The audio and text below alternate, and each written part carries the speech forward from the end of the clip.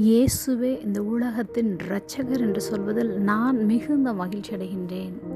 அவரை நோக்கி பார்த்து பிரகாசம் அடைந்தார்கள். சங்கீதம் 34:5. அவர்கள் அவரை நோக்கி பார்த்து பிரகாசம் அடைந்தார்கள், அவர்கள் முகங்கள் வெட்கப்படவில்லை. அநேக நேரங்களில் நாம் அவமானப்பட்டு விட்டோம், அல்லது ஒரு காலகட்டத்தில் யாரையும் நிமிர்ந்து பார்க்கக்கூட முடியாதவர்களாக தவித்து கொண்டிருக்கலாம்.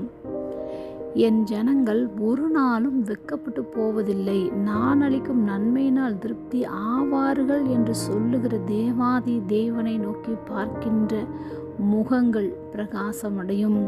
அவர்களுடைய முகங்கள் வெட்கப்படாமல் இருக்கும். கர்த்தரை ஸ்தோத்தரிக்கிறவர்கள் எக்காலத்திலும் அவருடைய நாமத்தை சொல்லி ஒவ்வொரு சூழ்நிலையிலும் துதிக்கிறவர்களின் முகங்கள் நிச்சயமாக பிரகாசமாக இருக்கும். அவருடைய அதிசயமான நாமத்தை ருசி பார்த்தவர்கள் அவருடைய மகிமையுள்ள நாமத்தை உயர்த்தி கொண்டே இருப்பார்கள்.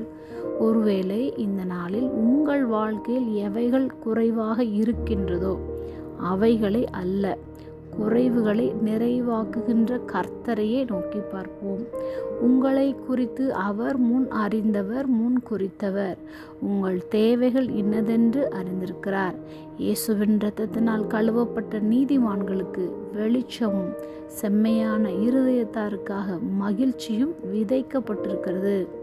கர்த்தரின் பிரசன்னத்தினால் பர்வதங்கள் மெழுகு போல உருகி போவது போன்று உங்கள் பிரச்சனைகளும் உருகி போகும்.